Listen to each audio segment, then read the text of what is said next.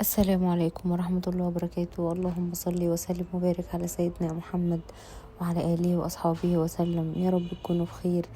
النهاردة هنعمل برضو فيديو حلو قوي لتفريزات رمضان، وبرضو تنفع للسنة كلها زي ما احنا متفقين. أول حاجة دلوقتي عندي جبت كمية كده من الجوافة، دول 4 كيلو جوافة. الجوافة اللي هي الصغيرة البنات الحلوة دي بتبقى حلوة قوي قوي قوي في التخزين وبتعيش فترة أطول. هبتدي ان انا دلوقتي اغسلها واشيل القمع اللي هو الحته السوداء اللي بتبقى في الجوافه دي، هشيلها خالص، استغنى عنها واغسل الجوافه وانضفها حلو قوي. دي اول حاجه هعملها معاكم. الفيديو فيه تفاصيل كتير قوي وحاجات حلوه قوي هتعجبكم. اتفرجوا بس على الفيديو للاخر وما تفوتوش عشان في كام حاجه كده هتعجبكم وتفيدكم قوي. هغسل الجوافه كويس قوي، احطها في مصفى تتصفى براحتها. وبعد ما اغسل الجوافة هجيب بقى الفراولة، دول ما شاء الله حوالي 5 كيلو من الفراولة. هنعمل منهم حاجتين النهاردة، هنخزن منهم عصير وهنعمل منهم مربى بقى احلى من اللي بتشتريها من بره بمراحل. حاجة مضمونة، ما فيهاش مواد حافظة، نضيفة، انت عاملاها بايدك، بجد هتعجبك قوي. انا الفراولة بتاعتي هقسمها كده، هاخد جزء منها اعمله مربى والجزء التاني هفرزه في الفريزر للعصير.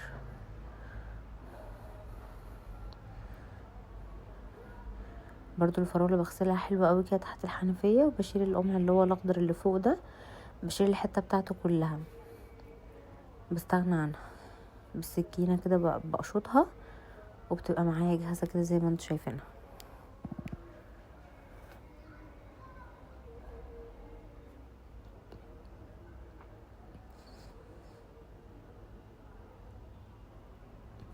فيديو سهل قوي بس في تريكات كده هتفيدك قوي وحلوة جدا.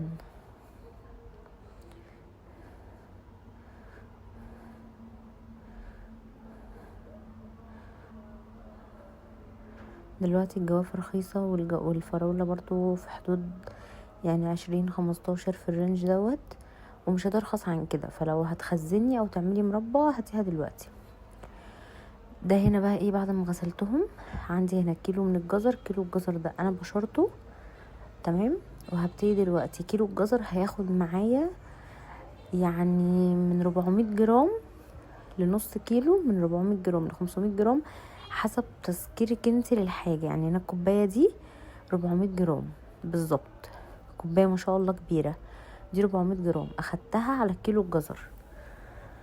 انا الجزر بتاعي برضو كان مسكر، فانا مش عايزاها تبقى مسكرة قوي. هنعمل مربى جزر خطيرة خطيرة هتدمنوها.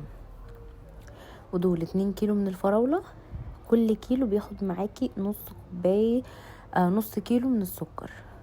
تمام، كل كيلو فراولة هياخد معاكي نص كيلو من السكر. لو انت عايزاها مسكرة، مش عايزاها مسكرة هياخد معاكي 800 جرام. انا بصراحة حطيت على كل كيلو 400 جرام بس من السكر. ال2 كيلو اخدوا معايا 800 جرام من السكر، مش اكتر من كده، عشان انا مش عاوزاها مسكرة قوي، يعني عايزاه يبقى سكرها معتدل. لو انت عايزاها مسكرة قوي يبقى هتحطي على كل كيلو نص كيلو من السكر. قلبت الفراولة كده مع السكر والجزر مع السكر، وهرفعهم بقى على نار تكون هادية قوي، اهدى نار عندك، وسيبيهم براحتهم على النار. ده طبعا بقى كيوي، جربوا يا جماعة الكيوي مع الفراولة والمانجا بيوديهم في حتة تانية خالص. هبتدي بقى اجيب الفراولة اللي هي الكبيرة، هقسمها كده بالنص، والصغيرة هحطها زي ما هي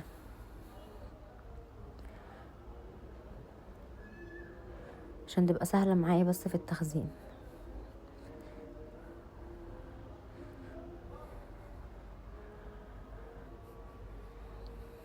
بس قطعت بقى الفراولة وهقطع الكيوي برضو.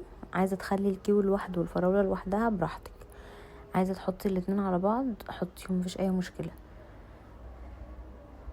بس الكيوي مع عصير المانجا وعصير الفراولة بجد خطير. هجيب بقى اكياس التلاجة، عندك علب، عندك اكياس تلاجة، المتاح عندك هاتيه وعبي فيه. هعبي الكيس كده على قد المرة اللي انا هعملها، وكل كيس فراولة هحط له حوالي 2 كيلو كده، مش كتير يعني، كام واحدة بس كده بيطعموه، بيدوله طعم حلو قوي. مش عايزه تحطيهم مع بعض، شيلي الفراوله لوحدها من غير كيوي.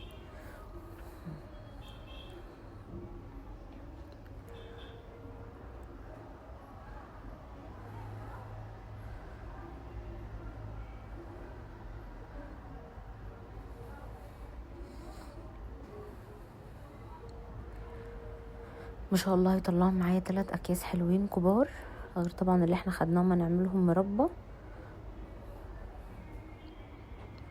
طبعا هاتي الكميه اللي تكفيكي بقى اللي انت عايزه تشيليها. والجوافه برضو هبتدي ان انا اقطعها كده بالسكينه بالنص عشان برضو تبقى سهله معايا في التخزين.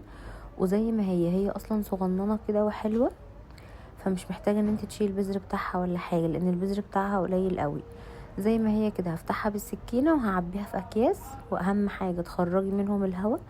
اي حاجه هتخزنيها لازم تخرجي من الكيس الهواء كويس قوي، عشان الكيس لو دخله هواء سواء فاكهه او خضار هيسود منك وطعمه هيغير. تمام. هعبي برضو الكيس على قد المره اللي انا عاوزاها، وهطلعه بقى ايه لما احتاجه احطه في الخلاط على طول مع اللبن بقى مع الميه والسكر، واضربه على طول وصفيها. هي اصلا البذر بتاعها مفهوش اصلا، مش محتاجه ان انت تشيلي منها البذر، ان الفايده كلها في القلب بتاعها ده.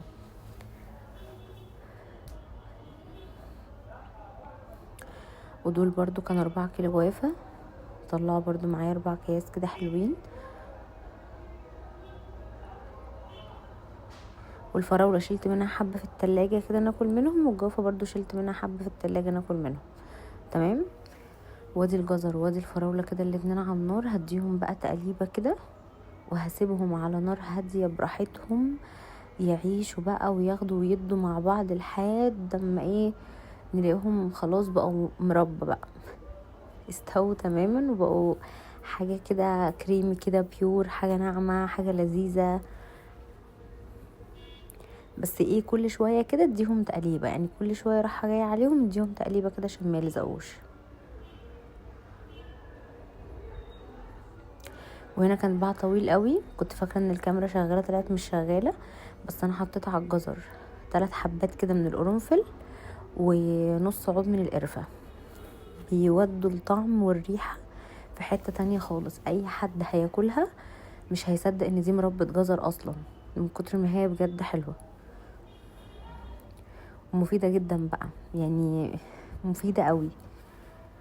والفراوله بتاعتي خلاص بدات ان هي خلاص تبقى مربى. كل شويه كنت بديها تقليبه كده، وبهرسة البطاطس دي بضغط عليها كده شويه عشان خاطر تبقى ناعمه معايا قوي. انا بصراحه مش حابه ان انا اضربها في الخلاط، ومش حابه يكون فيها قطع كبيره، فبديها كده هرسه بهرسة البطاطس، بتخليها معايا ناعمه قوي وفيها قطع خفيفه كده، يعني تحس بجد ان انتي بتاكلي مربى. لما بضربها في الخلاط بقى بتبقى ناعمه قوي ما بحسش ان هي مربى، ولما بسيبها من غير ما اهرسها بتبقى القطع فيها كبيره. فانا بالنسبه لي كده حلوه قوي بالهراسه، كل شويه بديها هرسه كده بالهراسه، بعد ما بتبقى قربت تستوي بتبقى بالقوام اللي انتوا شايفينه ده.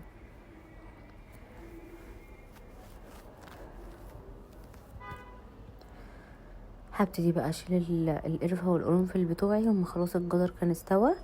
هديله بس كده ايه عصره ليمونه كمادة حافظه، بس طالما عصرت عليه الليمون يبقى هطفي عليه.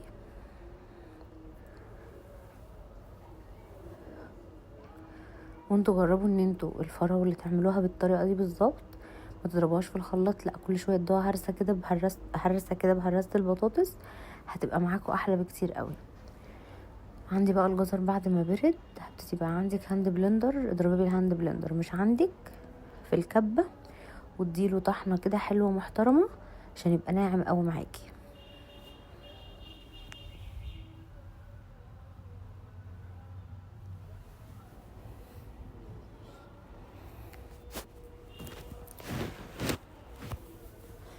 لا اله الا الله محمد رسول الله.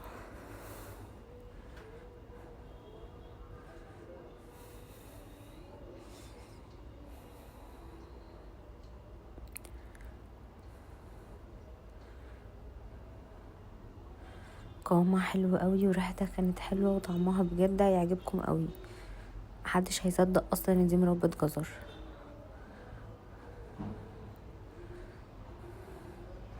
بصوا بقى قوام الفراولة ولونها خطير، ولا حطينا عليها لون احمر، ولا حطينا عليها جيلي، ولا حطينا عليها اي حاجة خالص. هي الفراولة بس كده، سيبناها على نار هاديه لحد ما وصلت للقوام واللون اللي انتوا شايفينه ده، وكل شويه بقلبها واديها هرسه كده.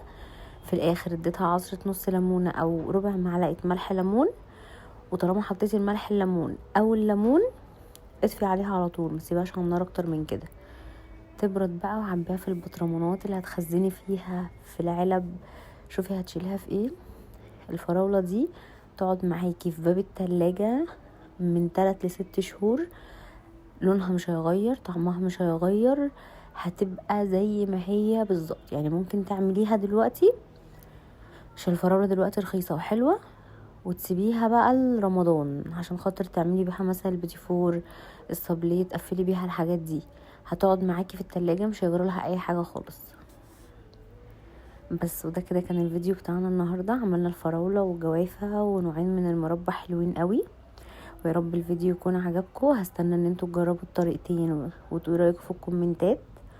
وما تنسوش تعملوا شير للفيديو وسبسكرايب للقناه وتفعلوا زر الجرس عشان يوصلكم كل جديد.